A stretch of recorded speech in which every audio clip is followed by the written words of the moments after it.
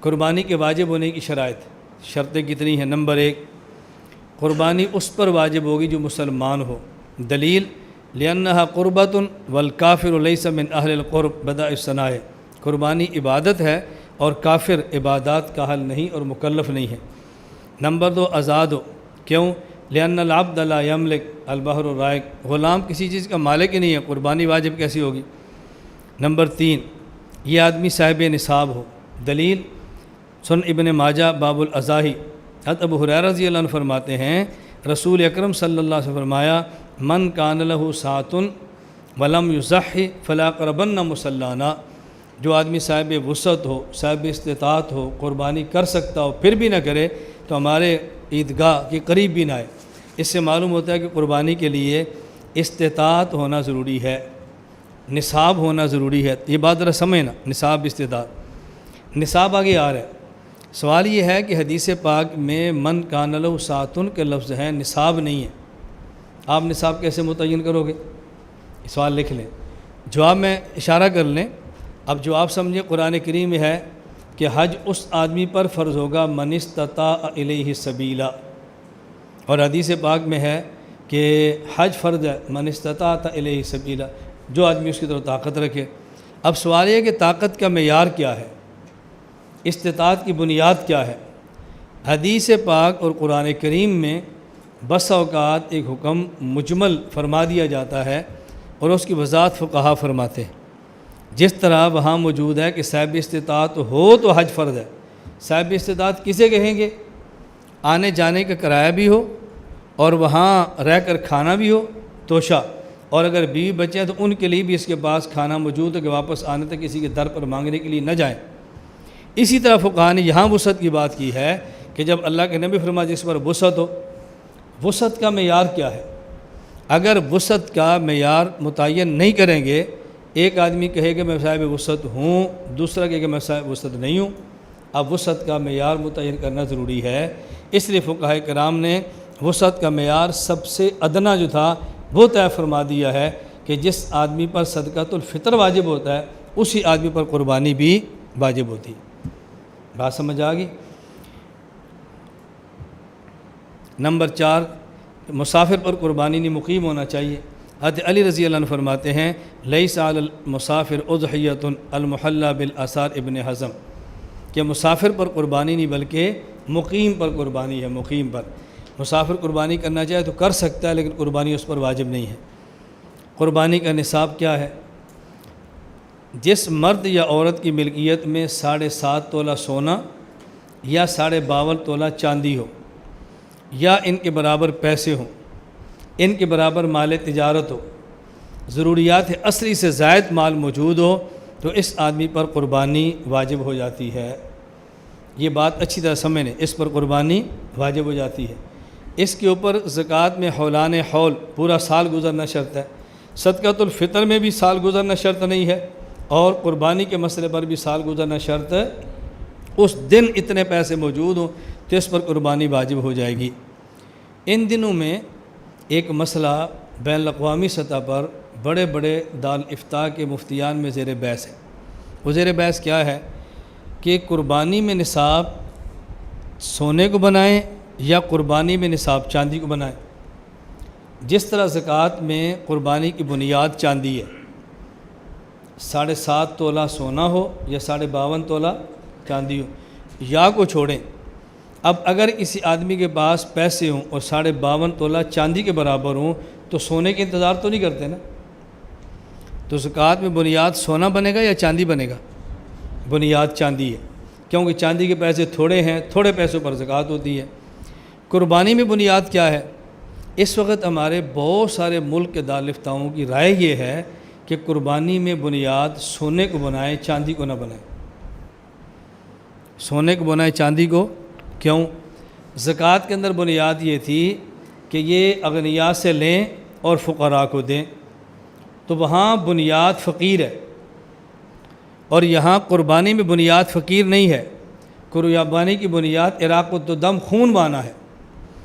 اگر کوئی شخص قربانی کرے اور قربانی کی جانور میں سے ایک لقمہ گوشت کا بھی کسی فقیر کو نہ دے تو قربانی کے ثواب کے اندر ایک رتی برابر بھی کمی نہیں آئے گی۔ بات سمجھ آ رہی؟ تو قربانی کا مقصد فقراء کو گوشت دینا ہے یا اللہ کے راستے میں جانور ذبح کرنا ہے؟ اور زکوٰۃ کا مقصد فقیر کو دینا ہے۔ تو وہاں فقیر کی رعایت کریں اور نصاب کی بنیاد رکھیں 52.5 تولہ چاندی۔ کیوں؟ اگر 7.5 تولہ سونا رکھیں گے تو 7.5 تولہ سونا کے برابر پیسے لوگوں کے پاس کم ہوں گے، بہت کم ہے، جن 7.5 تولہ ہوں گے تو فقیروں کو پیسے کم ملیں گے، اور جب 52.5 تولہ رکھیں گے تو فقیروں کو پیسے زیادہ ملیں گے، زیادہ لوگوں پر زکوٰۃ فرض ہو جائے گی نا۔ اور یہاں عراقت و دم بنیاد ہے، فقیر کو کھلانا مقصود ہی بنیاد ہی نہیں ہے۔ تو اب بنیاد یہاں 7.5 تولہ رکھیں، 52.5 تولہ نہ رکھیں۔ ایک آدمی کے پاس 52.5 تولہ کے چاندی کے پیسے موجود ہیں، ان دنوں میں کتنے بنتے ہیں؟ تقریباً 32,000۔ اب 32,000 موجود ہے اور قربانی اس پہ فرض ہو جاتی ہے، اور قربانی کا حصہ ہے 10,000، اور اس سے مقصود فقیر کو کھلانا بھی نہیں، مقصد صرف ذبح کرنا ہے۔ بات سمجھ آ رہی؟ تو 32,000 بندے پر حرج ہوگا نا۔ اب بنیاد کس کو بنائیں؟ 7.5 تولہ سونا، اور 7.5 تولہ سونے کا کتنے کا اس دور میں؟ تقریباً 50-55 ہزار کا بنتا ہے۔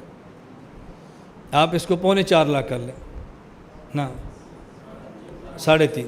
اب دیکھ بالفرض میں کہ 3.5 کچھ اوپر نیچے کر لیں، 52.5 تولہ چاندی بنے گی 32,000 کی، اور 7.5 تولہ سونا بنے گا 3.5 لاکھ، 3.5 کر لیں۔ اب اگر زکوٰۃ کی بنیاد بنائیں 3.5 لاکھ ہوگا تو زکوٰۃ فرض ہوگی، تو زکوٰۃ کم لوگوں پر فرض ہوگی نا، تو فقیر کا نقصان ہو جائے گا۔ اور بات سمجھ آ رہی ہے؟ اگر بنیاد بنا رہے 32,000، اب زکوٰۃ زیادہ فرض ہوگی اور غریبوں کا فائدہ زیادہ ہوگا۔ اور قربانی میں اگر بنیاد بناتے ہیں 3.5 لاکھ تو کم لوگوں پر قربانی فرض ہوگی، اور 32,000 بنیاد بنائے پھر قربانی زیادہ پر فرض ہوگی۔ اچھا، قربانی میں مقصود فقیر کو کھلانا ہے یا خون بہانا ہے؟ اب بنیاد زیادہ پیسہ رکھ لو تاکہ امت حرج سے بچ جائے، اور وہاں بنیاد چاندی رکھ لو تاکہ فقیر کا زیادہ نفع ہو۔ اس لیے اس وقت دارالفتاؤں میں زیر بات چل رہی ہے کہ دونوں میں بنیاد کیا رکھیں۔ بات سمجھ آ گئی؟ عام طور پہ تو مسئلہ وہی بتاتا ہے جو میں نے پہلے سمجھا دیا ہے، لیکن یہ دوسرا مسئلہ ذہن میں رکھ لیں۔ اگر آپ کے سامنے کوئی فتویٰ آ جائے، کوئی دارالفتاء ہے، تو آپ کو یہ شبہ نہ رہے کہ جی تخصص فی الافتاء کرتے تو اچھا تھا۔ اب دیکھو نا، یہ مسئلہ تو یہاں پر ہے ہی نہیں، اور مفتیوں کو پتہ ہے، اس لیے ہم نے آپ کو وہ مسئلہ بھی بتا دیا ہے تاکہ آپ کے ذہن میں رہے۔ اور جس طرح میں پوری وضاحت آپ سے کر رہا ہوں نا، یہ آپ کے ساتھ پڑھنے والے تخصص فی الافتاء والے شاید اتنی وضاحت نہ کر سکے جو میں سمجھا رہا ہوں۔ اور یہ جو میں نے بات کی ہے، آپ اس کا تکرار کریں، آپ اس کو پھر بار بار کہیں، ہر طالب علم بیان میں اس کو لائے تاکہ آپ کو بیان کرنا ہے کہ اس مسئلے میں اختلاف کی وجہ کیا ہے۔ سمجھ آ گئی بات آپ کو؟ چلیں، ذبح کون کرے؟ اہل سنت والجماعت کے ہاں ضروری ہے کہ ذبح کرنے والا مسلمان ہو اور یا اہل کتاب ہو۔ اہل کتاب بھی نہ ہو، مسلمان بھی نہ ہو تو پھر اس کا ذبیحہ حلال نہیں ہے۔ قرآن کریم میں ہے وَطَعَامُ الَّذِينَ أُوتُوا الْكِتَابَ حِلٌّ لَكُمْ، اور یہاں طعام سے مراد پکا ہوا کھانا نہیں ہے، یہاں سے مٹھائی سموسے مراد نہیں ہے، طعام سے مراد ہے ذبائحہم۔ عبداللہ بن عباس رضی اللہ عنہ فرماتے ہیں طعامہم ذبائحہم، صحیح بخاری باب ذبائح اہل الکتاب۔ تو مسلمان ذبح کرے تو بھی ٹھیک، اور اہل کتاب ذبح کرے تو بھی ٹھیک، اس کے علاوہ کافر کو ذبح کرے تو پھر یہ قربانی جائز نہیں ہوگی۔ ہاں البتہ غیر مقلدین کیا کافر بھی ذبح کرے تب بھی قربانی ہو جائے گی۔ ان کا مسئلہ ہے وحید الزمان غیر مقلد کنز الحقائق میں لکھتے ہیں ذبیحۃ الکافر حلال اذا ذبح للہ وذکر اسم اللہ عند الذبح، کہ کافر ذبح کرے گا تو ٹھیک ہو جائے گی۔ شیعہ اگر ذبح کرے اس کا ذبیحہ بھی حلال نہیں ہوگا، اور ان کے یہاں شیعہ کا ذبیحہ بھی حلال ہے۔ میاں نذیر حسین دہلوی کہتے ہیں فتاویٰ نظیریہ میں واضح ہو کہ ذبیحہ تشیع کا کھانا حلال ہے کیونکہ اہل اسلام میں سے ہیں الیاذ باللہ۔ تو ذبح کرنے والا مسلمان ہونا چاہیے یا اہل کتاب، اس کے علاوہ کوئی ذبح کرے گا تو قربانی جائز نہیں ہوگی۔ لا الہ الا اللہ، لا الہ الا اللہ، لا الہ الا اللہ، ما لنا رب سواه۔